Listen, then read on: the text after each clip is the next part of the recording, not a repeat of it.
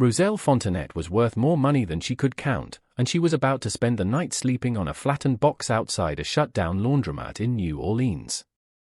On purpose. She owned buildings up and down that same street, the whole corridor of Central City everybody swore would never come back, brought back with her name on half the deeds. That morning she had signed off on a $90 million development from a glass office 40 floors above the river. And she had spent the whole week before turning herself into somebody else. She let a stylist gray her hair out white and thin it at the temples. She learned to walk with a stoop and a drag in her step. She traded her own clothes for a donated coat 3 sizes too big and roughed her voice down until it came out old. By the time she lay down on that box, anybody walking past would have sworn she was 70 years old and had never owned a thing in her life. She had 2 reasons for going down to those streets, and she would only ever say one of them out loud. The one she would say, she had been engaged 3 times, and every last man had loved her money and called it loving her. She wanted to know, one time before she died, whether a man could look at a broke old woman on a corner and see something worth keeping. Not the fortune. The reason she would not say, the one that had been burning a hole in her for 35 years, she kept locked behind her teeth. Here is what she did not know when she lay down that first night. The first man to show her real kindness on those streets would be a con man. He would be warm, and funny, and gentle with her, and every bit of it would be a job. He was already making plans to rob her blind. And the strangest part of all, the part not even Rose could have guessed, was that this same man was carrying something in his pocket that belonged to the worst day of her whole life. In her own coat pocket, wrapped in a handkerchief, she carried a small wooden sparrow. Her grandmother, More Verdal, had whittled it for her when she was a little girl, back when the 2 of them had nothing in this world but each other and one old story. More Verdal used to tell her about the beggar queen. A queen so sick of people bowing to her crown that she dressed herself in rags and walked out among her own people to learn who would be kind to a nobody. She carried a little wooden bird in her hand the whole time she walked, so that no matter how far down she went, she would never forget who she truly was. In the story, the queen was betrayed by the one man she trusted most. How the story ended, Rose had let herself forget. She would remember it before this was through. The first night nearly broke her. She had built an empire off knowing how cold concrete gets at 3 in the morning, and somehow she had forgotten. The chill came up through the box and into her hip and would not leave. A boy, not more than 20, hood up, eyes hungry in a bad way, crouched in front of her and asked what an old lady was doing on his corner. His hand drifted toward her coat pocket like he already owned what was in it. "That's Deacon's corner, baby, not yours." The voice came out of the dark to her left. A man unfolded himself off a stoop and came over without any hurry to him. Tall, grey coming into his beard, a grin already working before he arrived. He crouched down beside her like they were old friends catching up. "Now the book says the Lord watches over the stranger." He kept the grin on the boy. "And I watch over the book. You want to test both of us tonight?" The boy left. The man turned that grin on her and pulled half a wrapped sandwich out of his coat like a magician. "Ham. Little dry. But it's yours." He pressed it into her hands. "They call me Deacon. On account of I preach and I don't practice." She kept one hand in her pocket. "Ruth." He tasted the name like he liked it.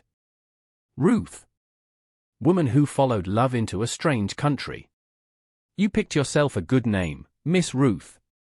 She had picked it out of nowhere. She had not picked it for that. It landed on her strange. He looked after her like she was somebody he had known for years, and she hated how well it worked. Deacon knew those streets like a preacher knows his church. He knew which hall did red beans on Monday and which turned you away if your shoes looked too clean. He knew the shelter beds and the safe doorways and which cop would let you be. He walked her through all of it and never once asked her for a thing. He made her laugh. That was the part she had not planned for. A man in a torn coat under a highway had her laughing like a girl over a story about a rooster at a funeral. For whole minutes at a time she forgot why she had come. Then the small things started stacking up. He let the word gouache slip once, describing a mural, and caught himself. A man who slept in a doorway had no business knowing the word for a paint rich people buy. Another time she mentioned an auction house downtown, and his eyes went sharp for half a second before the grin covered it. He knew the price of things he claimed to have never touched. And there was a name. She dropped the name Cade one evening, fishing, the one she had chased for 35 years, and Deacon flinched like she had struck him, then laughed it off and turned the talk to the weather. Miss Odessa saw all of it. Odessa Lanu had run the women's side of the streets around Central City for 20 years, and she missed nothing. She was built low and wide, and she talked like she was charging you by the word and meant to keep it cheap. She pulled Ruth behind the church hall one night. That man. Odessa jerked her chin across the lot at Deacon. Sweet as pie, and I'd trust him about as far as I could throw this building. She fixed hard eyes on Rose. You keep one hand on your pocket, baby. And keep the other on your heart, 'cause that's the one he's really after. I seen it before. Rose held still. Seen what? Seen a woman get took by a smile. Odessa's face went flat. Don't be the next one. She should have listened. Instead she followed him. She was good at watching people. She had built a fortune reading rooms full of men who wanted to underestimate her. So one night when Deacon told her he had to go see about a cousin, she waited a 10 count and went after him, hood up, hanging back in the dark. He did not go see a cousin. He went to the back room of a shut-down bar off Oether Castle Haley, and through a gap in the board she watched him turn into a different man. The grin was gone. The slouch was gone. He stood in front of for other people and reported like a soldier. And at the head of the table, in a good coat that had no business in that room, sat an old man with white hair and long courtly hands, pouring himself a drink like he owned the night. She knew that face. She had carried that face in her chest for 35 years. Leland Cade. Her hand found the boards to hold herself up. Cade was talking, low and pleased, and she made herself listen through the roar in her own ears. One of the men leaned back in his chair. The old woman on the laundromat corner. Deacon's got her eating out his hand. She's got money somewhere, I'd stake my life on it, old ones always do. In a sock, in a bank, somewhere. We just got to get her to sign. Cade turned his glass in his long fingers. Then get her to sign. Gently. We are not animals. Deacon said nothing. Deacon looked at the floor. Rose backed away from the boards before her legs gave out. She was the old woman on the corner. The man she had let herself laugh with, he was working her, and he had been working her since the first cold night. The sandwich. The corner. The boy who ran off on cue. All of it a play, and she was the mark.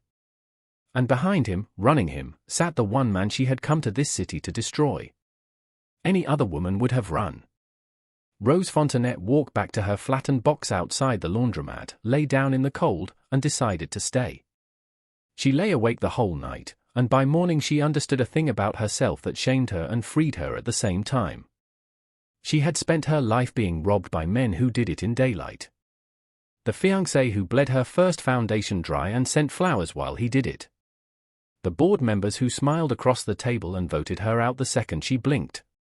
Every one of them had loved her money and called it love, and every one had worn a clean shirt to do it. Here was a man doing the same thing in a torn coat. The only difference was Deacon had not finished yet.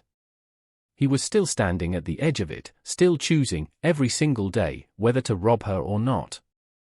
She wanted to watch a man make that choice. Not once in 50 years had she gotten to watch a man decide. They always decided in rooms she was not in.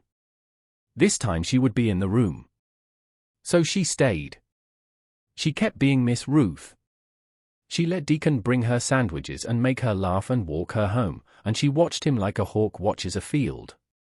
And underneath the coat she started keeping her own book. Every name. Every meeting.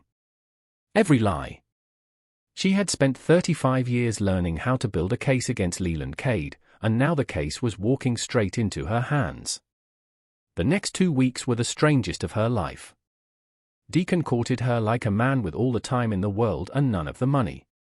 He found a folding chair so she would not have to sit on the ground. He gave her his gloves and lied that he ran hot. When a cold snap came through and her chest started rattling, he sat up with her a whole night under the overpass and told her stories until the fever broke, and there was not one angle in it she could find, and that scared her worse than the con did. Because she could see it now. The con was real. But so was the other thing. Somewhere in the middle of working her, Deacon had started to mean it. She would catch him looking at her when he thought she slept, and there was no calculation in his face at all, only a man who had found something he was not supposed to want. It should have made her glad. It made her afraid. Because a man torn between his crew and his heart is a man about to get himself killed. The younger one, the boy from that first night, whose name was Renaud, started circling. He hated how soft Deacon had gone. He would bump Ruth hard in the food line and dare her to say something. One night he grabbed her arm in the dark and hissed that she had better sign whatever Deacon put in front of her or he would take it out of her hide, and Deacon came out of nowhere and put Renaud against a wall with a forearm across his throat. "You don't touch her." There was no preaching left in his voice. "You hear me?"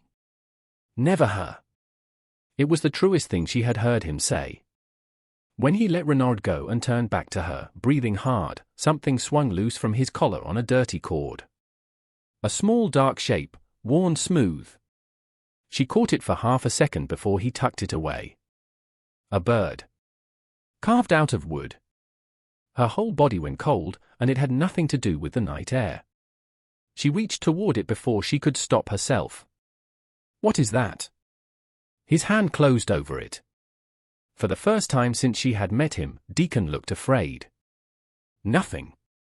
Had it since I was a kid. Don't even know where it came from." That wooden bird sent her back 35 years, all at once, whether she wanted to go or not. She had been 15. Her grandmother had just died, More Verdal, who had raised her on red beans and folktales. At the end, so thin by then, she pressed 2 carved sparrows into Rose's hands, a matched pair whittled from the same branch. "Long as you got these birds, you know who you are. Don't care how far down you go." Then she was gone, and 15-year-old Rose was alone in the world with a paper sack holding everything her grandmother had ever saved. A little under $400, meant to bury More Verdal and keep Rose fed until she could find work. A boy had handed her a flyer on the street. A sweet-faced little boy, no more than 8, working a corner. The flyer promised church money for burials, help for orphans, come this way. She followed it because she was 15 and grieving and she wanted so badly for somebody to help. They took all of it. A soft-voiced white-haired man with courtly hand sat her down, prayed with her, wept with her, and walked out the back with every dollar More Verdal had ever saved.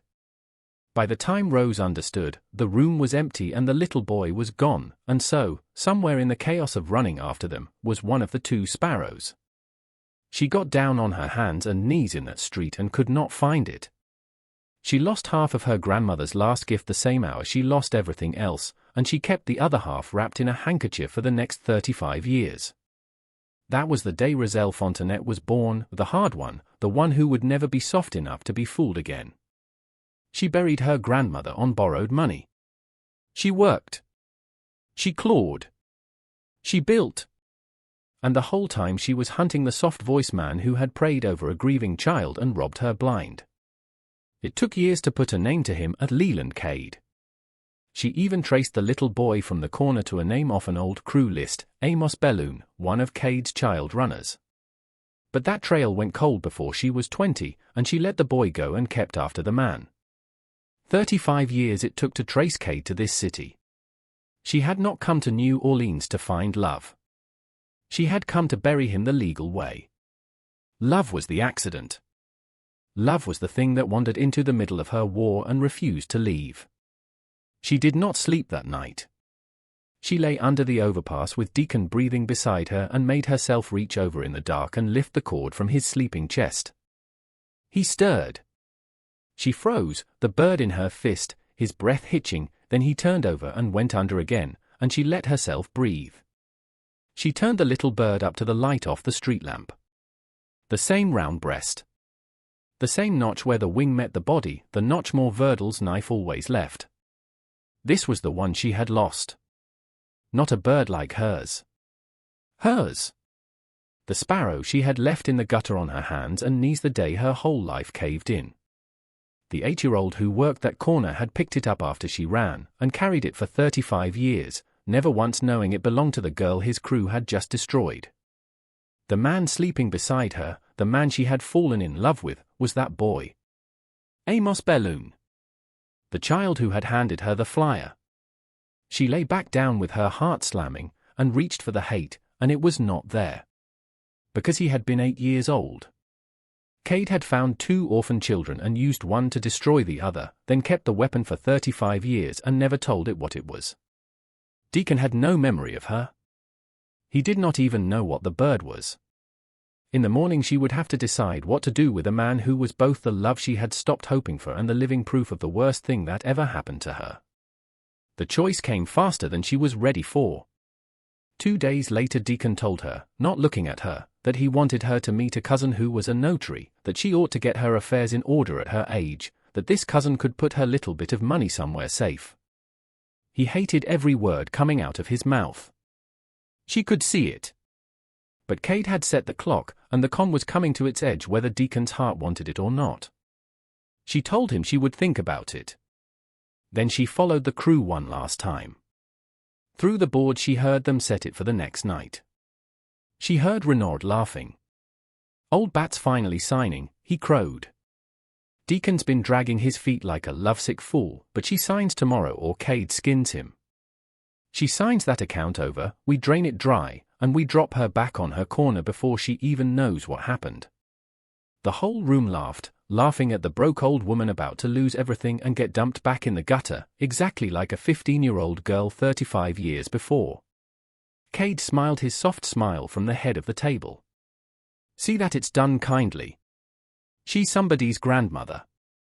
Rose stood in the dark with her fist shaking and understood she now knew the exact hour of her own robbery. Tomorrow night. She could let it happen. Let Deacon walk her to that notary, let them forge the transfer on Miss Ruth, and bring the law down on all of them in the act, Cade included. But those papers would have Deacon's hands on them too. To take Cade, she would have to feed the man she loved to it. Or she could warn Deacon, pull him out, and watch Cade slip through her fingers one more time. Vengeance in one hand, the man in the other, and no way she could see to hold both. She did not have to choose. Deacon chose first. The next night he came for her, but not with a notary. He came with fear all over his face and dropped down in front of her box and took both her cold hands in his. Miss Ruth, listen to me and don't ask me why. His voice shook. There's men coming for you tonight. Bad men. They think you got money and they mean to take it and they don't care how. You get up right now and you go to the shelter on Erato and you stay inside till morning.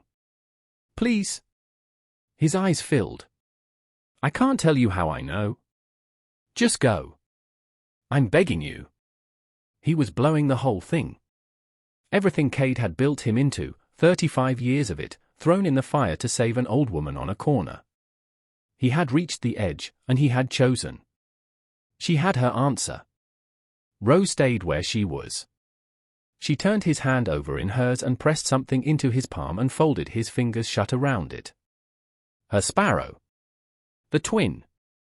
Deacon opened his fingers and looked at the little wooden bird, and then his other hand went up to his own chest where its match hung on that dirty cord, and she watched 35 years fall on him all at once.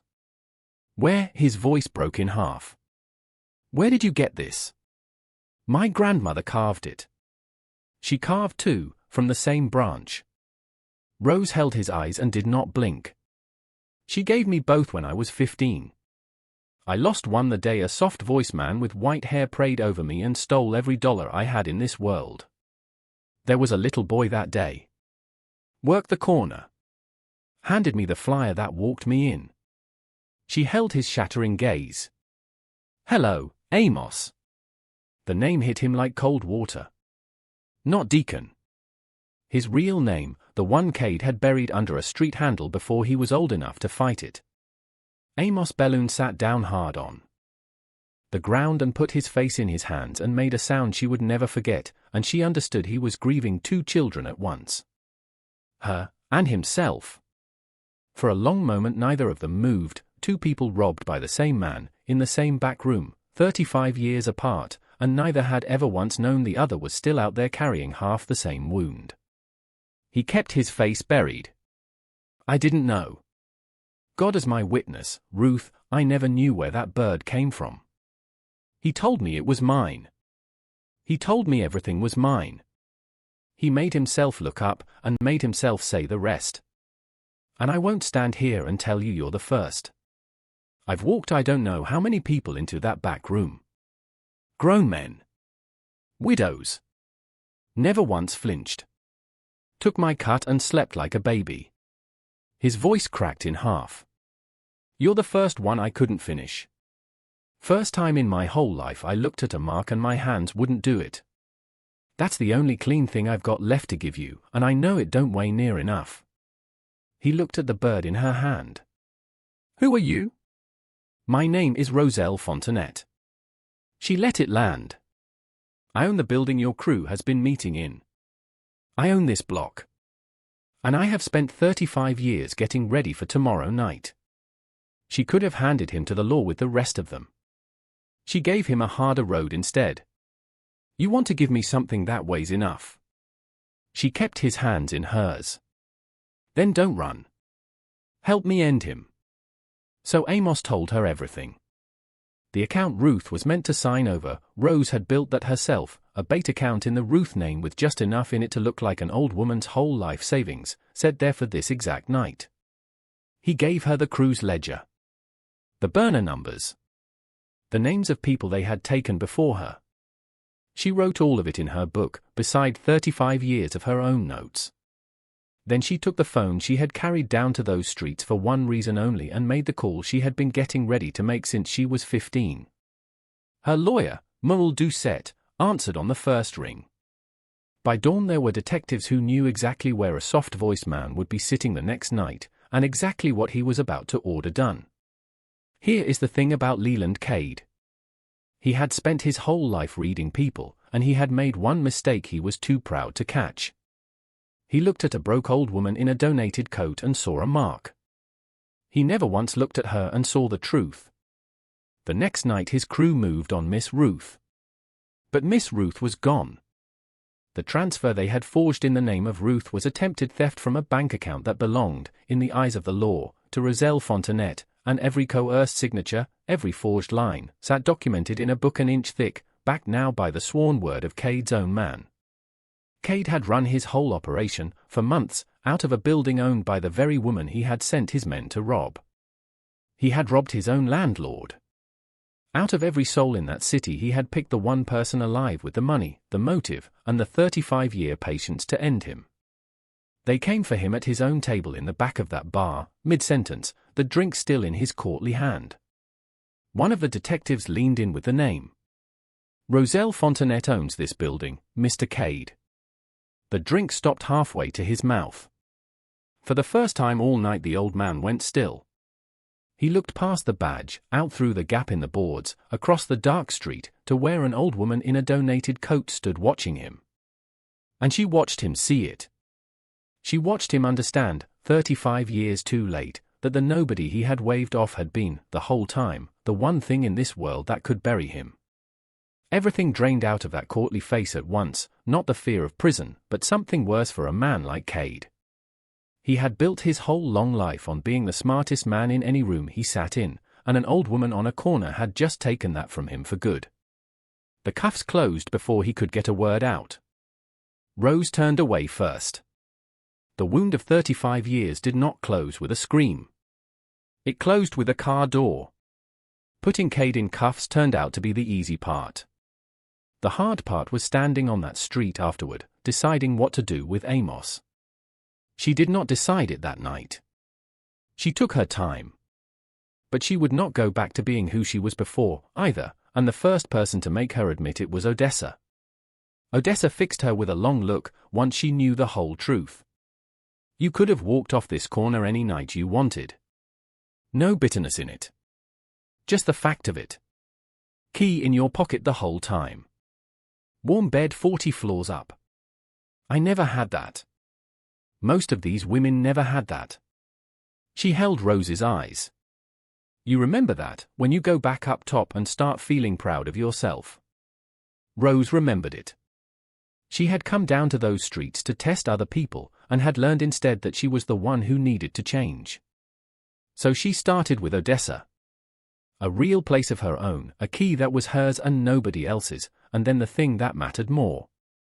The Roselle Fontenette Foundation opened 3 houses in Central City for women coming up off the street, and Rose put Odessa in charge. Of who got a bed and who got a second chance. The one worth trusting is the one who warns you before there is a thing in it for her. Amos held up his end. He testified. He helped find the people the crew had taken, and helped some of them claw their money back. It did not make him innocent. He never once said it did. He tried to leave twice, said she deserved better than a daily reminder of the worst day of her life. Both times she found him and brought him home. She set the 2 sparrows together on a shelf where she could see them both, the one she had carried and the one he had carried, back together after 35 years apart, same as the 2 broken children who carried them. Some evenings she would find him standing in front of that shelf, looking at the pair of them, saying nothing, and she would leave him to it. There are things a person has to make his peace with alone. And there, at the end of it, she finally let herself remember how her grandmother's story went. The beggar queen, betrayed by the one she trusted most, and saved, when it counted most, by a thief. A man who had every reason on earth to rob her, and chose, at the very last second, not to. Verdal had handed her the ending before she was old enough to read. She had just never known which man in her life would turn out to be the thief who chose. Every man who ever loved Rose in a clean shirt had his chance to pick her over her money, and every one of them picked the money. Amos, in a torn coat, with a whole crew and a lifetime of fear shoving him the other way, stood at that same edge and picked her. He was the only man who ever stood where they all stood and chose the woman. So she would leave you with the one question she could never answer for herself. He planned to rob her. He had picked the night. And the only reason he stopped was that somewhere in the middle of it, he fell in love with her, and his hands would not do it. Would you forgive him, or would you walk away? What would you have done?